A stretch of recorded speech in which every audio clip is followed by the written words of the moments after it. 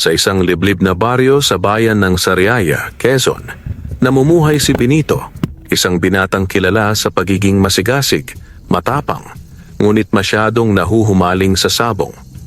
Sa murang edad na 23, siya ay kilalang kilala na sa sabungan, hindi dahil sa panalo, kundi dahil sa sunod-sunod na pagkatalo. Hindi pa siya nanalo ni minsan ng malaki. Sa kabila nito, hindi siya sumusuko, palaging umaasa, palaging nagtitiwala sa panabong niyang si Siwahon, isang puting Texas na alaga pa ng kanyang ama bago ito bawian ng buhay. Benito anak, hanggang kailan ka ba magpapaloko sa sugal na iyan? Tanong ng kanyang inang si Aling Minda, habang naghuhugas ng pinagkainan nilang kaning lamig at tuyong isda. Nay, konti na lang to. Pakiramdam ko, si Siwahon ang magdadala sa atin sa swerte. Paano kung bukas siya na ang magkampeon? Paano kung siya ang makabawi sa lahat ng pagkatalo natin? Sagot ni Benito habang pinapainom ang manok. Ngunit ang totoo, si Benito ay baon na sa utang. May pagkakautang siya sa matandang si Mang Igme, isang kilalang 5-6 lender sa baryo. Isang linggo na lamang at kailangang mabayaran na niya ang utang na 2,000 na may interes na 500 piso kada linggo. Ang kinikita niya sa pagtulong sa palengke tuwing umaga ay halos sapat lamang sa kanilang pagkain. Baka maputulan ka na ng daliri sa utang mo kay Mang Igme.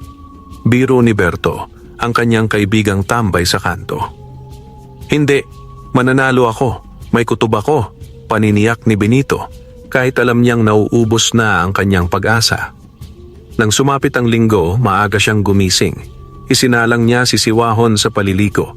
Sinabon, pinunasan, pinakain ng pinakuluang itlog na may luya, lahat ng ritual para lang manalo. Dala niya ang kahuli-hulihang 500 pisong ipon nila. Ang sabi ng kanyang ina, iyon sana ang pambili ng bigas at asin. Kung mananalo si Siwahon, bawi lahat, bulong niya sa sarili. Sa sabungan, naroon na naman ang kilalang sabungerong si Don Ramon. May edad na ito, may bigote at may 2 bodyguard na laging nakasuot ng shades.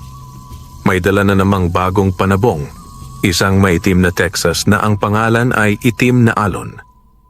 Balita sa sabungan, may mutya raw si Don Ramon, isang piraso ng berdeng bato na laging nasa bulsa niya kapag may sabong. Walang tatalo sa Itim na Alon, wika ng announcer. Kahit minsan, di pa yan nabubugbog. Ngunit pinatulan ni Benito.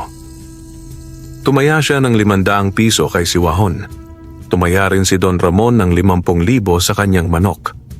Pag-umpisa pa lang ng laban, hindi pa man nakakatuka si Siwahon, bumalibag agad si Itim na Alon.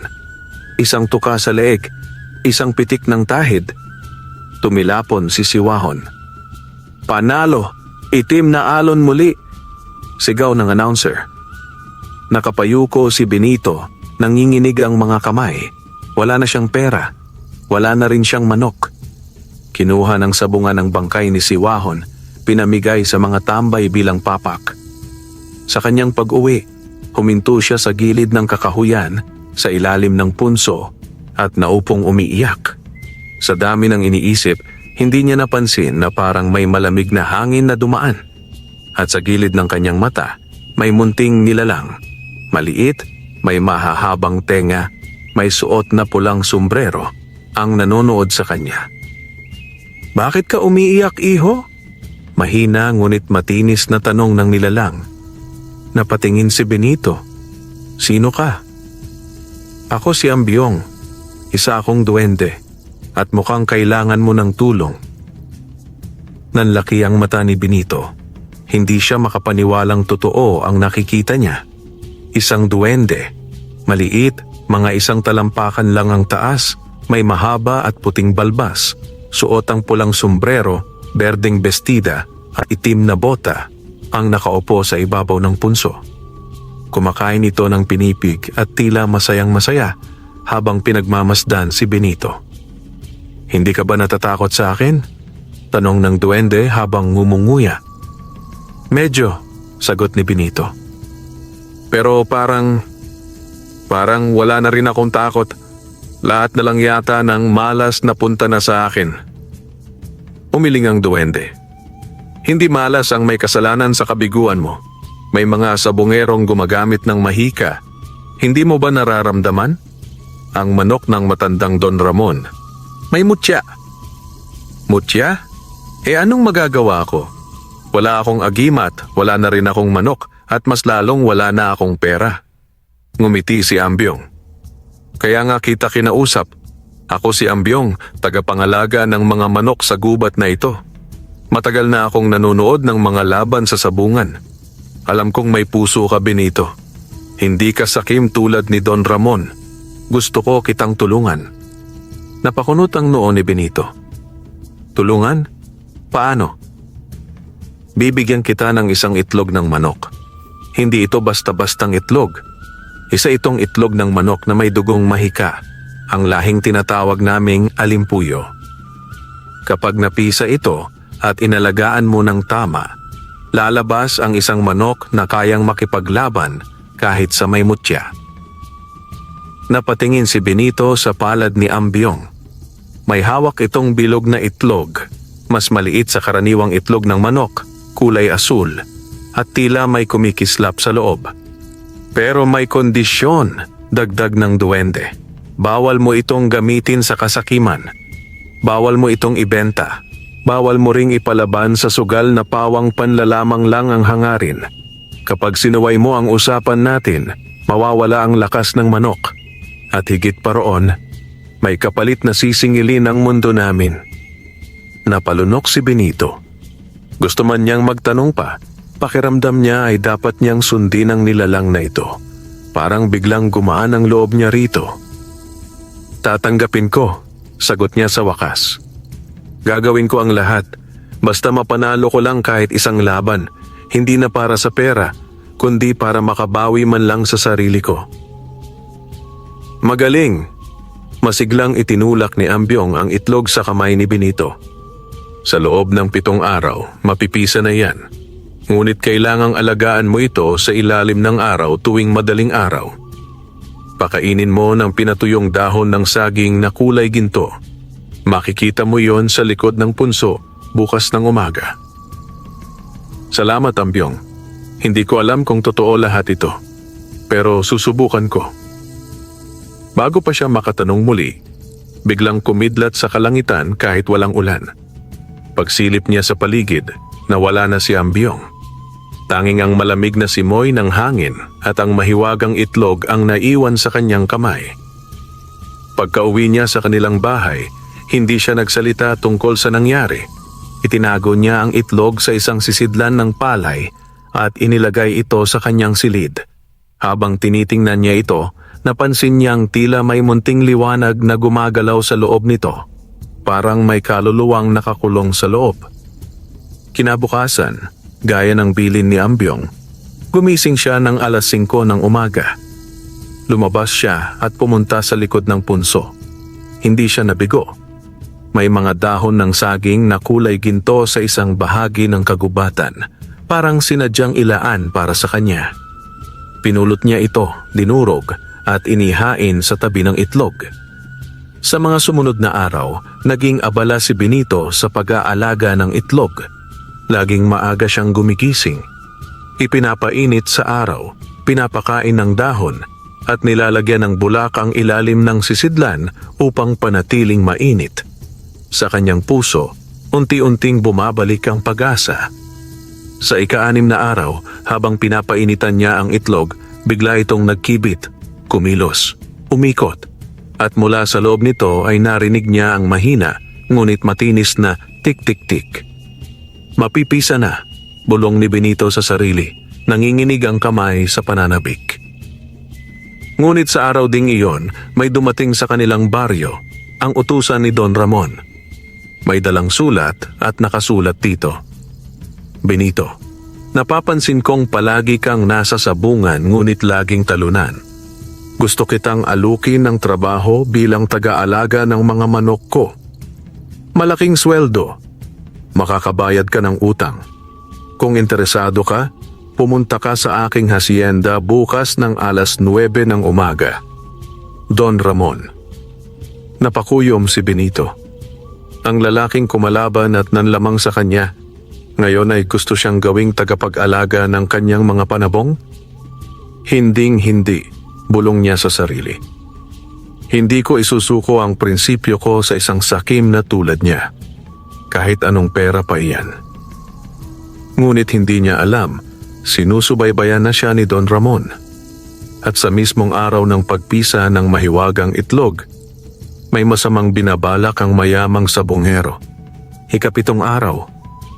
Tahimik ang umagang iyon. Wala ni isang ibong kumakanta. Wala ring kaluskos ng dahon.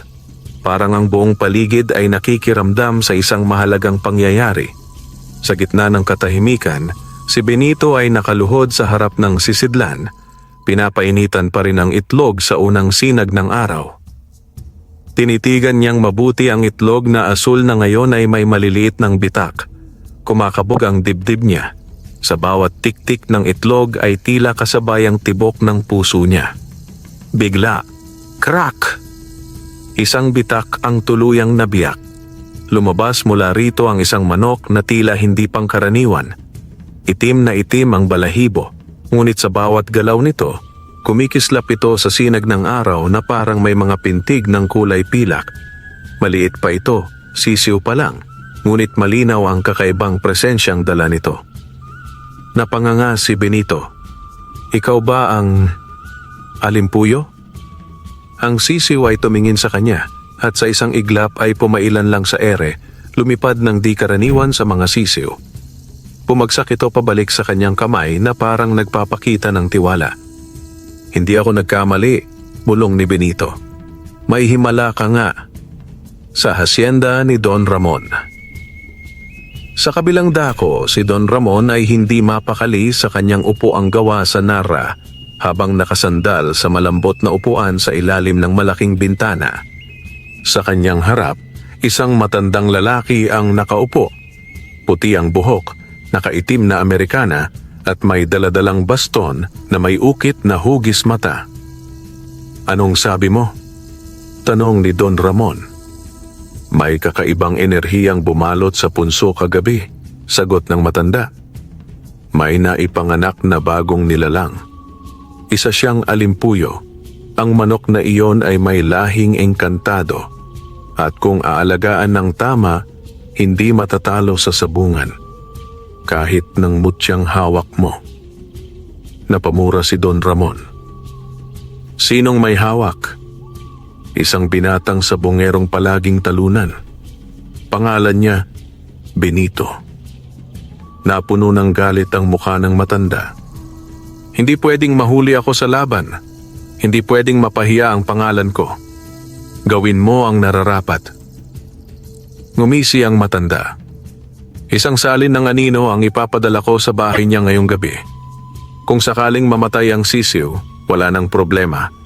Ngunit kung hindi, kailangan na nating tawagin ang taga-ani.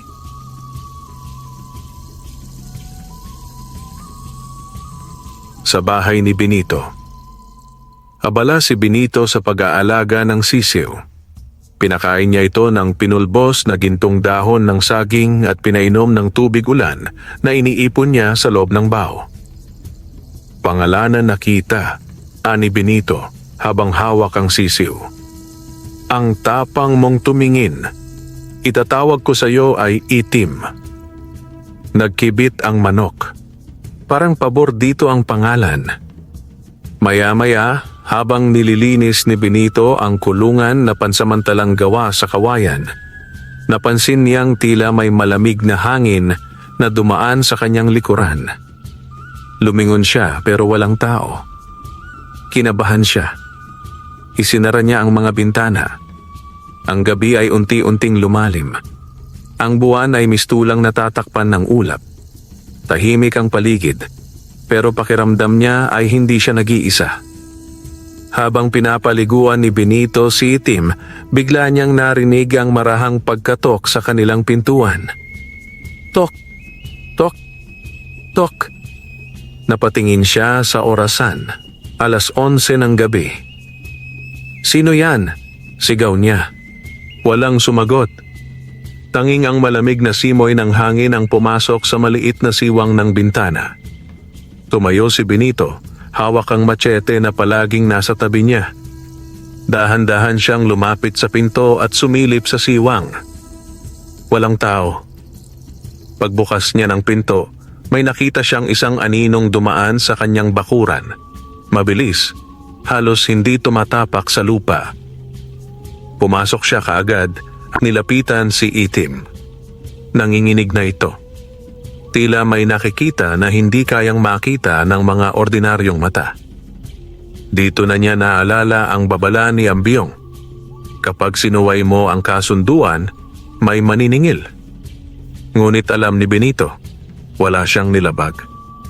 Inalagaan niya ng tama ang manok, hindi ito ginamit sa sugal, at lalong hindi niya pinagkakitaan. May ibang galit sa akin, bulong niya. At gusto nilang kunin ka, Itim.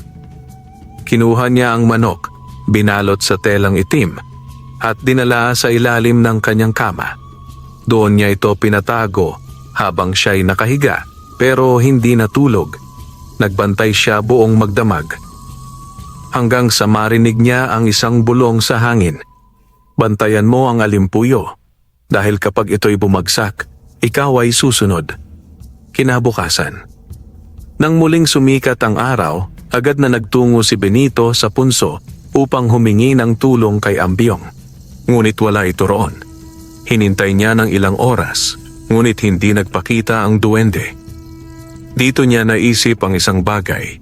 Kailangan niyang itaas sa sabungan si Itim upang patunayan ang lakas nito. At kailangan niyang ipakita kay Don Ramon na hindi siya basta-basta. Pero alam niyang hindi ito laban ng sabong lamang. Ito ay magiging laban ng mahika, kasakiman at dangal. 3 linggo ang lumipas mula nang mapisa si Itim. Sa loob ng panahong iyon, lumaki ang manok nang hindi ka panipaniwala, higit pa sa inaasahan ni Benito. Sa edad na 3 linggo, ang laki at tindig ni Itim ay mistulang nasa 3 buwan na. Ang mga balahibo nito ay singkinang pa rin ng pilak tuwing tinatamaan ng araw at ang mga mata ay tila laging nagbabanta. Marami na ring chismis ang kumalat sa kanila baryo tungkol sa misteryosong manok ni Benito. Isang manok na hindi tinatablan ng sakit, hindi kumakain ng karaniwang patuka, at madalas ay tila may alam sa galaw ng mga tao.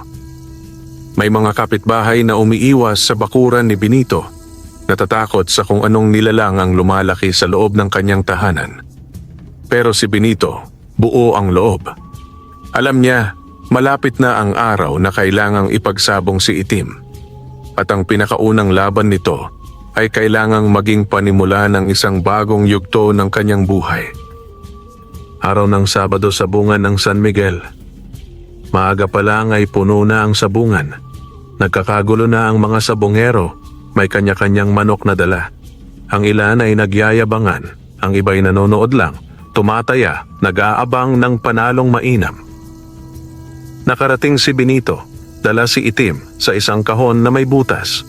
Tahimik siya, hindi nagyayabang, ngunit bakas sa mga mata ang determinasyon. Lumingon siya sa paligid at napansin ang grupo ng mayayamang sabongero, kabilang na si Don Ramon, nakaupo sa gitna ng grandiosong upuan sa harapan ng sabungan, nakasuot ng kulay lila na barong at may suot na mamahaling shades. Katabi niya ang alalay nitong si Brando, na dating mananabong rin pero ngayon ay tagapamahala ng mga laban ni Don Ramon. Napansin agad si Benito ng mga tao. Isang lalaki ang nagsalita. "Oh, ayan na si Benito. Yung laging talunan. Dala mo na naman yung pang-adobo mo?" Nagtawanan ng mga sabonghero. Hindi sumagot si Benito. Tiningnan lang niya sila tapos ay mahinahong inilabas si Itim mula sa kahon. Biglang natahimik ang paligid. Ang manok ni Benito ay walang katulad.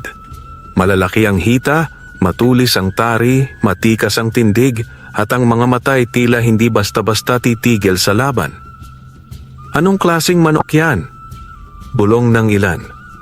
"Parang hindi tumitibok ang puso. Parang Halimaw. Sa loob ng sabungan, nagharap ang dalawang manok. Ang kalaban ni Itim ay manok ni Brando, isang puting Texas breed na kilala sa lakas, bilis at tibay. Maraming beses nang nanalo ito at palaging may mataas na pusta. "Double sa pusta!" sigaw ni Brando. 2,000. Tahimik si Benito, ngunit may lalaking biglang sumigaw mula sa gilid. 3,000 sa Itim.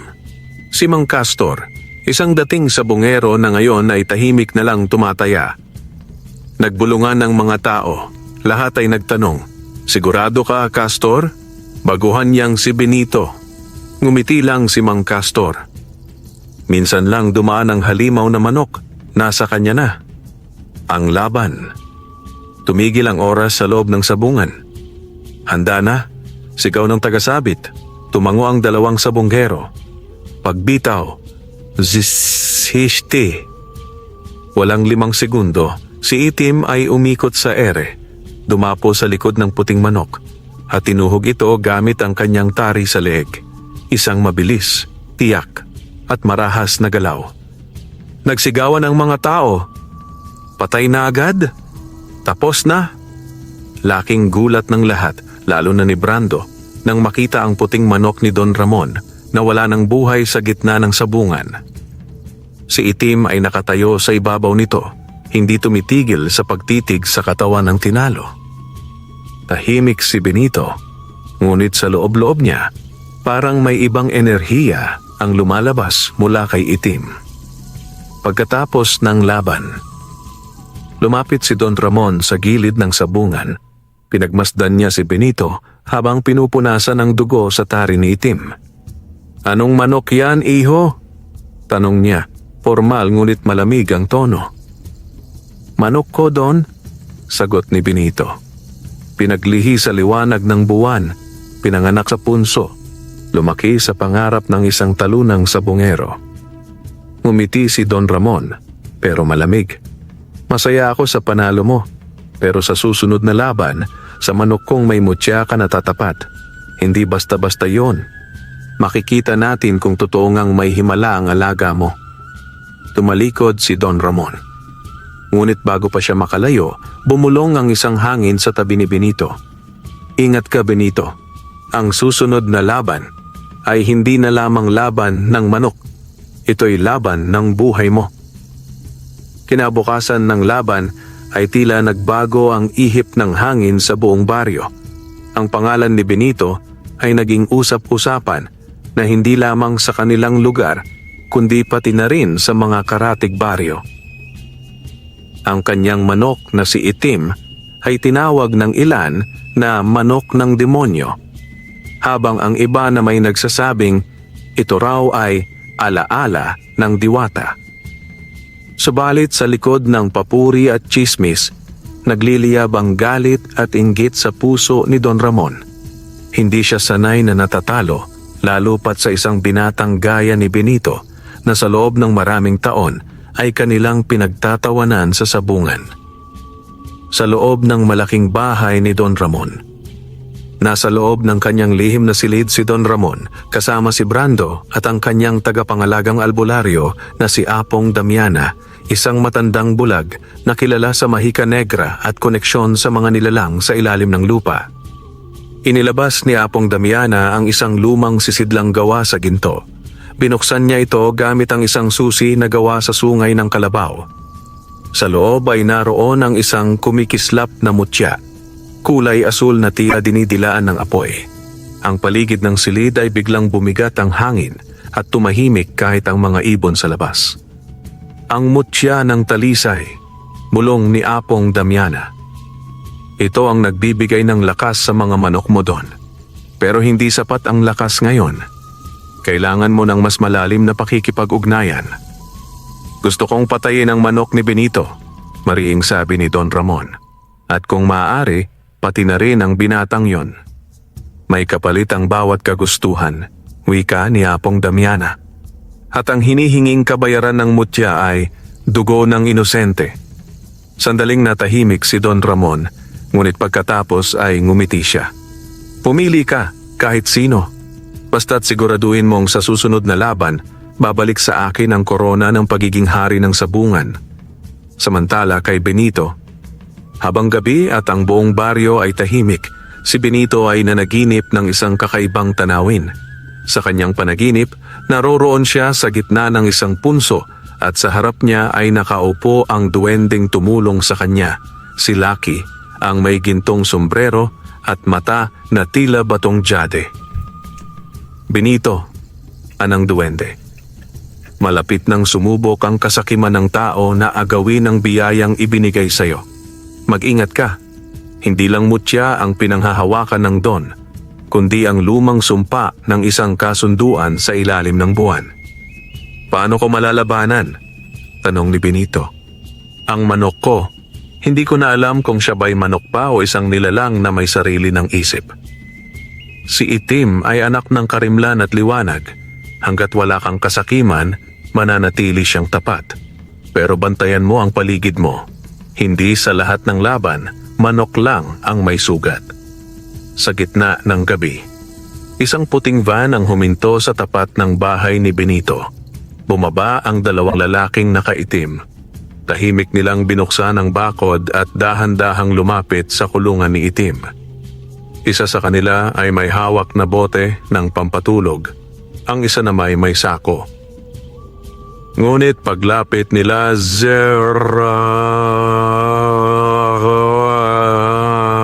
isang matalim na tunog ang umalingaw-ngaw. Tumalsik ang isa sa mga lalaki at ang isa namay napaiyak sa sakit. Nagkapunit-punit ang braso, tila pinagsabitan ng matulis na tari. Mabilis na lumabas si Benito at nakita ang mga lalaking tumatakbo palayo, duguan. Sa tabi ng kulungan, si Itim ay nakatayo pa rin. Mata ay naglalagablab sa galit, tila hindi manok kundi isang mandirigmang engkanto. Kinabukasan, nagpasya si Benito na humarap sa kapitan ng barangay. Ipinakita niya ang bakas ng sapilitang pagpasok at ang dugo sa damuhan. Ngunit gaya ng inaasahan niya, ang kapitan ay tila takot magsalita. Benito, anito? Huwag mo nang palakihin. Baka may mas malakas sa likod niyan. Kilala mo naman si Don Ramon. Ngumiti si Benito, ngunit hindi ngiti ng takot kundi ng pagtanggap sa hamon. Kung gusto nilang agawin si Itim, kailangan muna nilang harapin kami. Sa loob ng bahay ni Don Ramon, nakangiti si Apong Damiana habang hinahaplos ang mutya. Nagsimulang pumatak ang dugo. Ang susunod na laban ay simula ng pagguho. Ngumiti si Don Ramon. Mabuti, ibigay mo sa akin ang manok na may sumpa. Ihanda mo.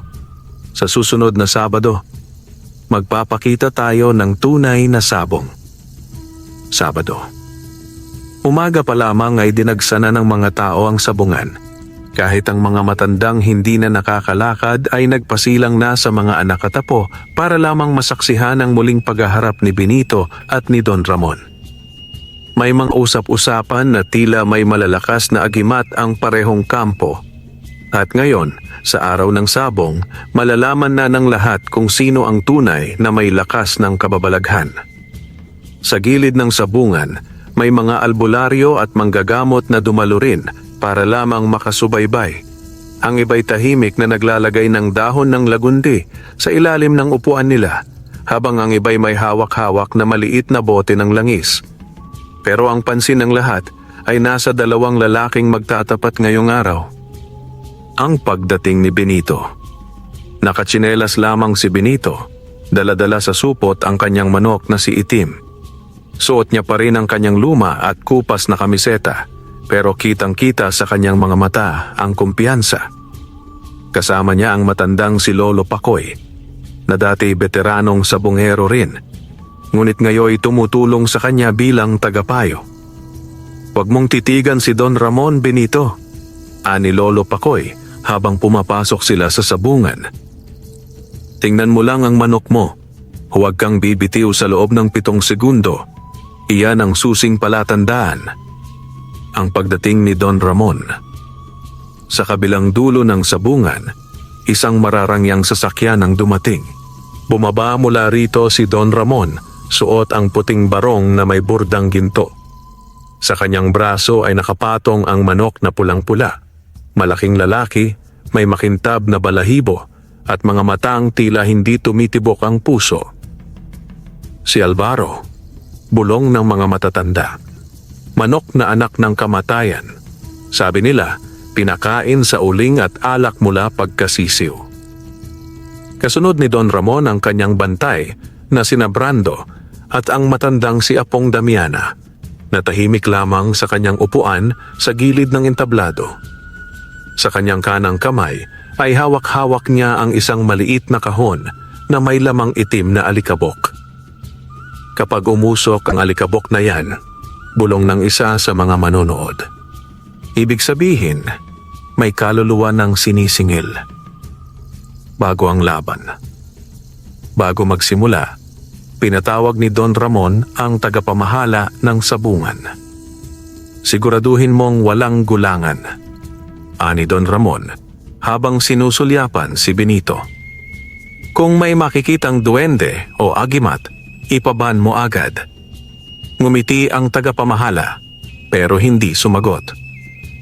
Lihim siyang lumapit kay Benito pagkatapos. Mag-ingat ka.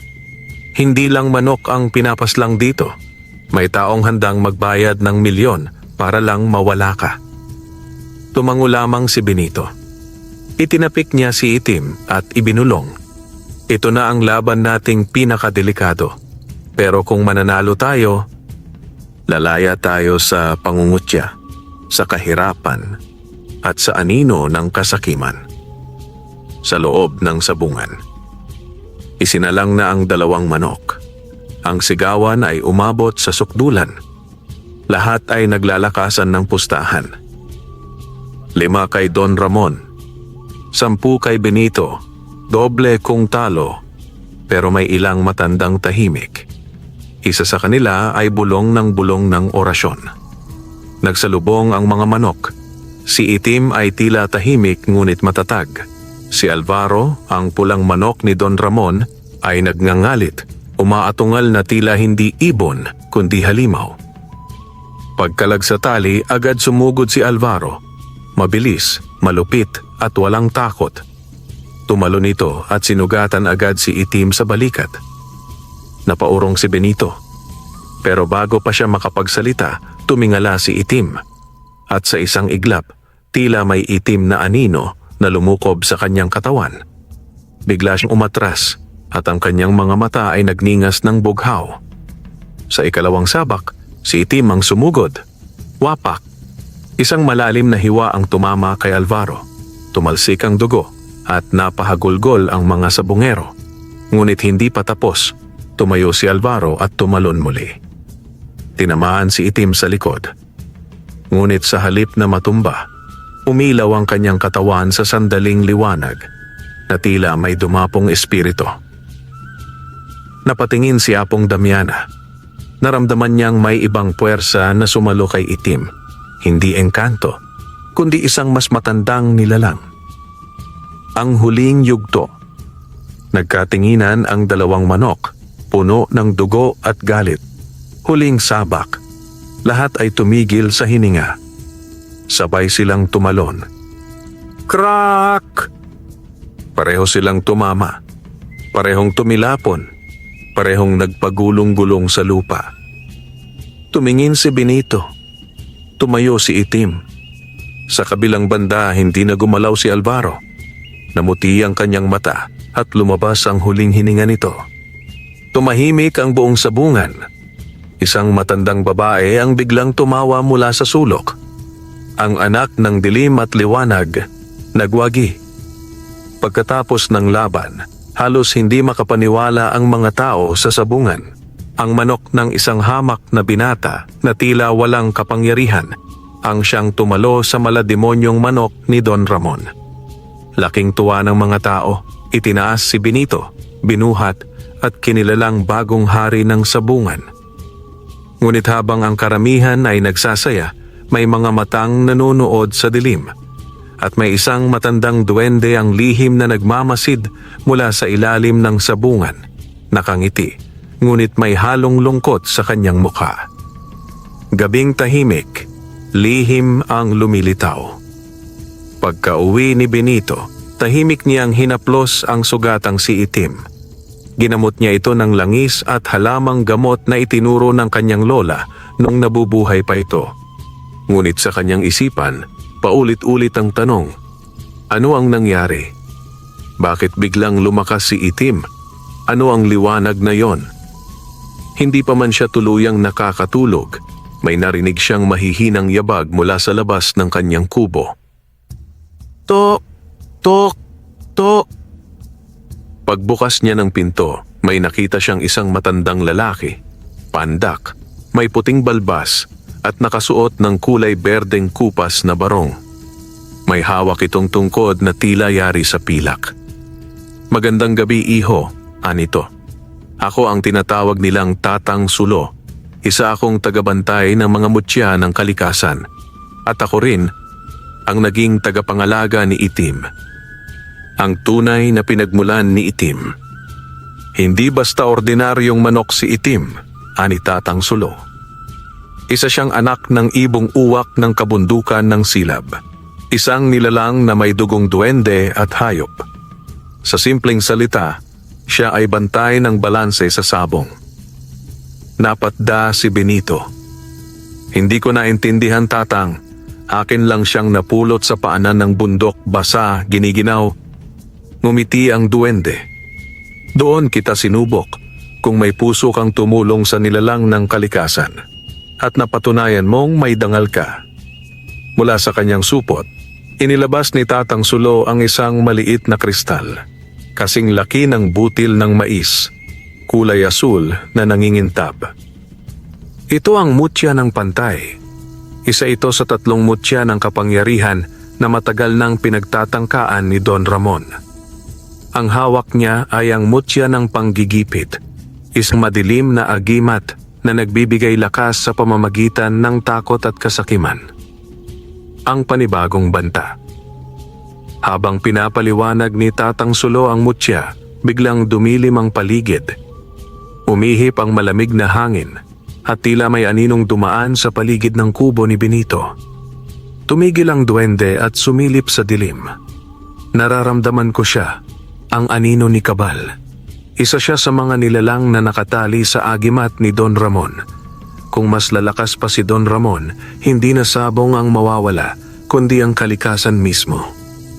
Ang misyong ibinilin. Lumapit si Tatang Sulo kay Benito. Hawak mo na ngayon ang unang mutya. Ngunit upang mapanatili ang balanse, kailangan mong hanapin ang ikalawang at ikatlong mutya. Kung hindi, ang agimat ni Don Ramon ay lalakas ng husto at babalutin niya sa kasakiman hindi lang ang sabungan, kundi ang buong lalawigan. Napabuntong hininga si Benito. Hindi siya sanay sa mga ganitong misyon. Isa lamang siyang binatang sabongerong lumaking walang ina, iniwan ng ama, at umasa lamang sa sariling sikap. Ngunit habang nakatingin siya sa sugatang si Itim, naramdaman niya ang damdaming hindi niya maintindihan, paninindigan. Tatang Sulo, ani Benito. Saan ko sisimulan ang paghahanap ng mutya?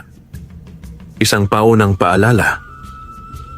Bago umalis si Tatang Sulo, binigyan niya si Benito ng isang maliliit na butil ng asin, isang pantaboy sa mga nilalang ng dilim, at isang palaspas na pinaliguan sa tubig ng dasal.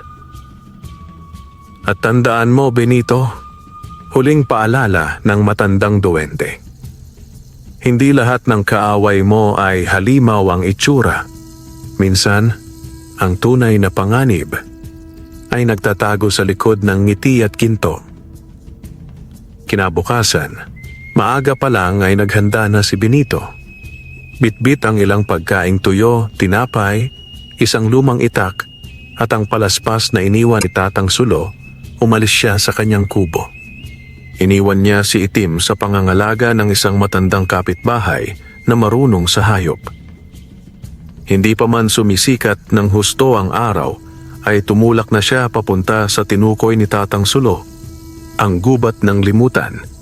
Isang masukal na kagubatang matagal nang pinamumugaran umano ng mga nilalang na hindi pangkaraniwan. Sa loob ng gubat ng limutan. Pagkarating sa gubat, ramdam agad ni Benito ang bigat ng paligid. Malamig ang hangin kahit tirik ang araw. Ang mga puno ay tila ba nanonood habang siya'y naglalakad. At sa bawat hakbang niya, parang may sumusunod. Hindi ako natatakot. Hindi ako susuko. Bulong niya sa sarili. Sa kalagitnaan ng gubat, may nakita siyang isang matandang babae nakaupo sa batong malapit sa batis. Payat ito, may puting buhok at may hawak na tungkod na may palamuting ginto. Benito, matagal kitang hinintay. Anito sa mahinang tinig. Paano niyo ako kilala? Tanong ni Benito. Ako si Lola Luya, isa sa mga tagapangalaga ng unang mutya. Ang mutya ng katapatan ay hindi basta nakukuha. Kailangan mo munang dumaan sa pagsubok. Isa itong paglalakbay sa alaala at puso. Pagsubok ng alaala. Biglang lumiwanag ang paligid at si Benito ay napapikit. Pagdilat niya, hindi na gubat ang nakapaligid. Bagkus ay naroon siya sa kanyang lumang tahanan noong bata pa siya. Nakita niya ang kanyang inang may sakit, humihingi ng gamot, habang ang batang si Benito ay umiiyak. Walang maibigay. Nandoon ang kanyang amang lasing, sinisigawan siya at pinipilit siyang ibenta ang inaalagaang sisiw para lang may ipangsabong. Kailangan mong harapin ang nakaraan, sabi ng tinig ni Lola Luya. Patawarin ang sarili mo. Lumapit ang kasalukuyang Benito sa batang siya, niyakap ito at sinabi, "Ginawa mo ang lahat ng makakaya mo. Hindi mo kasalanan ang kahirapan natin. Ngayon, ako na ang bahala sa iyo." Biglang lumiwanag muli ang paligid at bumalik siya sa gubat. Mutya ng katapatan. Sa harap niya, hawak na ni Lola Luya ang isang kristal na kulay gintong may bahid ng asul. Ito ang mutya ng katapatan. Dahil sa lakas ng puso mong tanggapin ang sarili, napasayo na ito. Pero bago niya ito makuha, biglang umalulong ang hangin. May mga itim na aninong may pulang mata ang lumitaw mula sa paligid. Mga espiritong itim, tagapagbantay ni Don Ramon. "Umalis na agad," sigaw ni Lola Luya. "Ibaon mo sa lupa ang palaspas, ngayon na." Mabilis na ibinaon ni Benito ang palaspas sa lupa. Kumislap ito at naglabas ng liwanag na tila apoy na sumagupa sa mga anino. Napaatras ang mga ito, nagngangalit sa galit. "Walang oras," ani Lola Luya. "Bumalik ka kay Tatang Sulo. Isa pa lamang ang mutya, ngunit mas mapanganib ang susunod." Isang mensahe mula sa hangin. Habang naglalakad pabalik si Benito, may narinig siyang mahihinang tinig sa hangin. "Bakit mo sila pinapaniwalaan, Benito? Hindi mo sila kilala. Ang mga duwende, may lihim din. Ang totoong lihim, nasa dugo mo." Bigla siyang kinilabutan. Ano ang ibig sabihin nun? Hindi niya alam kung sino ang nagsalita, ngunit isa lang ang malinaw. Habang papalapit siya sa katotohanan, mas lumalalim ang misteryo ng kanyang pagkatao. Pagkatapos ng pagkakatagpo kay Lola Luya at pagkakamit sa mutya ng katapatan, nagbalik si Benito kay Tatang Sulo. Subalit halatang may bumabagabag sa kanyang isipan. Habang nilalarawan niya ang mga aninong sumalakay at ang tinig na narinig niya sa hangin, natigilan si Tatang Sulo. Ang ibig sabihin ng mga tinig, hindi lang basta karaniwang nilalang ang kalaban natin, Benito. May koneksyon ka sa kanila. Isang lihim na sa pagdaan ng panahon ay pilit nilang ibinabaon, ani Tatang Sulo. Ngunit sa ngayon, kailangan mo munang tapusin ang misyon.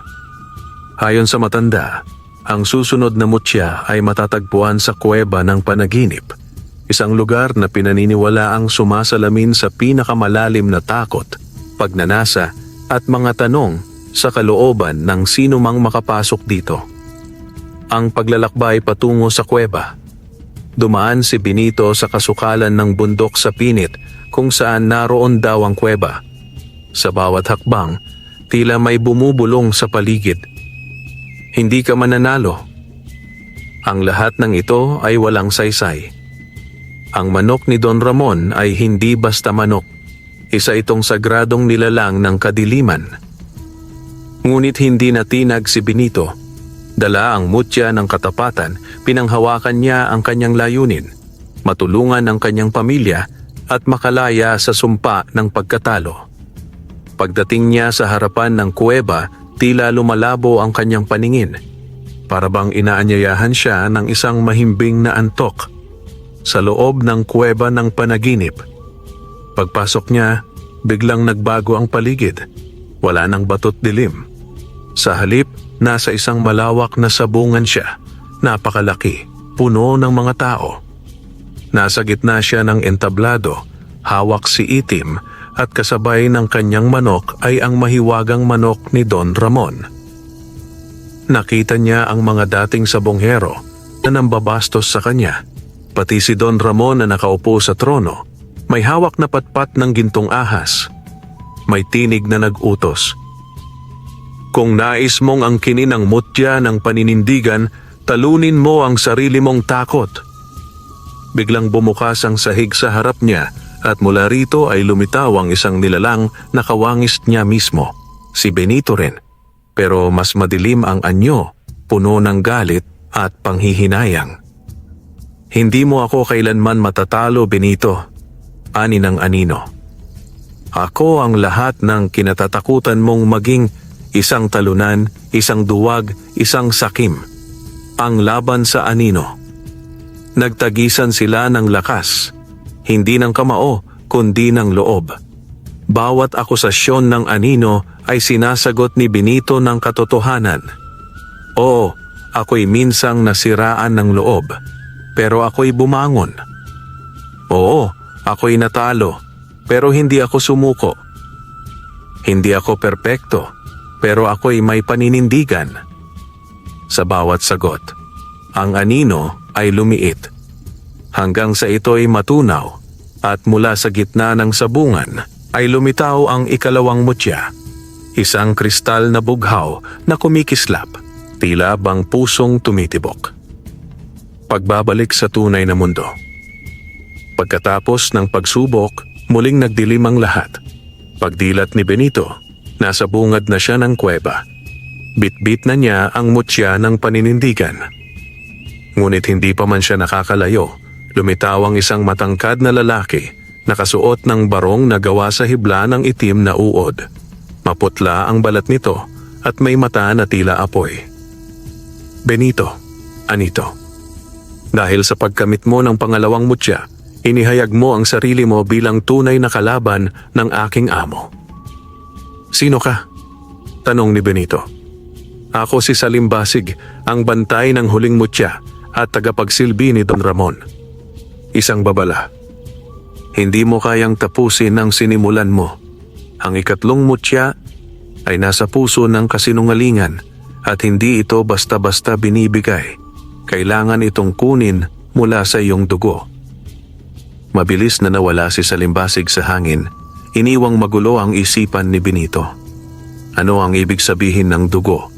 Ano ang koneksyon niya sa mga nilalang na ito?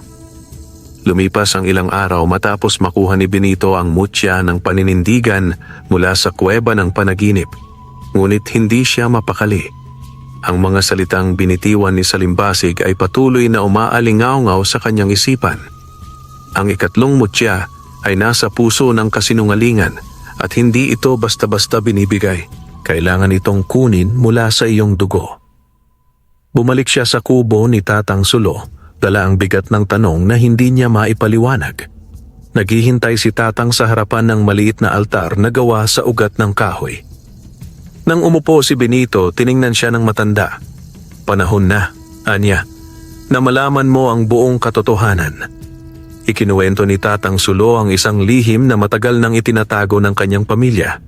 Ayon sa matanda, si Benito ay hindi ganap na tao. Ang kanyang ama ay isang duwende na mabait at makatao na umibig sa isang mortal. ang ina ni Benito. Ngunit nang malaman ng mga masasamang duwende sa ilalim ng pamumuno ni Don Ramon ang tungkol sa pag-iibingang iyon, isinumpa nilang hindi kailanman magtatagumpay ang magiging anak ng duwendeng iyon. Ikaw yon, Benito, ang kalahating duwende, kalahating tao. Kaya mo nararamdaman ang tawag ng mga mutya, kaya ikaw ang pinili nilang lumaban. Muntik nang bumaligtad ang sikmura ni Benito sa narinig. Kaya pala, sa tuwing may kakaibang ingay sa paligid, tila pamilyar ito sa kanya. Kaya pala, nakakapanaginip siya ng mga duwendeng umiiyak, tumatawa at nanguusig. Nasaan ang huling mutya? Tanong ni Benito. Sa ilalim ng lumang sabungan, sagot ni Tatang Sulo. Doon sa mismong lugar kung saan unang itinayo ang sabungan ng iyong amang duwende. Ngunit bago mo ito makuha, kailangan mong pumasok sa pusod ng kasinungalingan. Isang kuweba sa ilalim ng lupa, tinatawag na Tibod sang Kamatuoran ng mga duwende. Sagradong lugar ito at ang makakapasok lamang ay ang may dugong duwende na handang ialay ang sarili. Lumarga si Benito kinabukasan, bitbit ang 2 mutya. Sinundan niya ang lumang guhit ng mapa mula kay Tatang Sulo patungo sa gilid ng sabungan na dating pag-aari ng kanyang yumaong ama. Doon niya nakita ang isang batong may ukit na sinag, isang palatandaan ng mga duwende. Sa pamamagitan ng mutya, binuksan niya ang pintuang bato at pumasok sa kailaliman ng lupa. Sa loob ng kuweba, pinakita sa kanya ang mga alaala ng kanyang ina, kung paanong tinanggihan ng lipunan ang kanilang pamilya, kung paano nila pinagtaksilan ang kanyang ama. Sa dulo ng kuweba ay isang salamin na hindi refleksyon ang ipinapakita, kundi ang kanyang mga kahinaan. Ang inggit kay Don Ramon, ang galit sa sarili sa bawat pagkatalo, ang pagdududa sa kanyang sariling kakayahan. Biglang lumitaw si Salimbasig. Narito na tayo, Benito. Handa ka bang isuko ang sarili mo upang makuha ang huling mutya? Mula sa gitna ng kuweba, lumabas ang isang itim na mutya, umiikot sa ere. Ngunit hindi ito basta kukunin. Kailangan niyang sugatan ang sarili at patakan ito ng kanyang dugo upang maging buo. Nang gawin niya ito, nagliyab ang mutya. Lumiwanag sa bughaw, luntian at ginto. Ang ikatlong mutya, mutya ng sariling katotohanan, ay kanyang nakamit. Ngunit hindi pa siya nakakaalis sa kuweba nang biglang lumindol. Sa gitna ng apoy at aling-aungaw, lumitaw ang pinakakinatatakutang nilalang, Don Ramon, sa kanyang tunay na anyo. Hindi na ito mukhang tao. Ang anyo niya ay kalahating duwende, kalahating halimaw. Ang kanyang balat ay parang kaliskis ng ahas at ang kanyang mga mata ay nagliliyab. Akala mo ba makakatakas ka? Ang mutyang iyan ay akin. Matagal ko nang inaasam makuha ang lakas ng ama mo at ng lahing duwende. Sa tulong ng 3 mutya, tumindig si Benito. Mula sa kanyang katawan ay lumabas ang liwanag. Nagsanib ang katapatan, paninindigan at katotohanan. Ang kanyang anyo ay hindi na lamang isang simpleng binata, kundi isang mandirigmang duwendeng tagapagtanggol ng balanse sa mundo. Nagtagisan sila ni Don Ramon sa loob ng kuweba, halinhinan ang mga palo ng mahiwagang patpat at apoy. Ngunit sa huli, sa lakas ng kanyang paninindigan at ang pagbabalik ng alaala ng kanyang ama, naitama ni Benito ang pagkaputol ng linya ng mga mabubuting duwende. Si Don Ramon ay nawasak, tinangay ng alingasngas ng liwanag. Ang mutyang dati niyang inaari ay nabiyak at naging alikabok. Pagbalik ni Benito sa ibabaw ng lupa, ang sabungan ay tila ibang-iba na. Ang dating bulok na kahoy ay naging makintab na at ang mga tao ay tila mas maliwalas ang tingin sa kanya. Si Itim, ang kanyang manok, ay parang may sariling presensya na. Sa unang sabong ng pagbabalik ni Benito, nagtagpo silang muli ni Don Ramon sa anyo ng isang bagong sabongerong sakim at tuso. Ngunit sa halip na labanan nito agad, ngumiti lang si Benito. Hindi lahat ng laban ay kailangang tapusin sa patayan. Minsan, sapat na ang malaman mong alam mo na kung sino ka. Mula noon, hindi na lamang si Benito ang sabongerong palaging talo. Siya na ngayon ang pinuno ng bagong lahi ng sabongerong may puso, may paninindigan at may tunay na agimat, ang tatlong mutya ng pagkatao. At sa bawat ikot ng sabungan, ang hangin ay tila bumubulong. Ang tunay na panalo ay ang makilala mo ang iyong sarili. Wakas.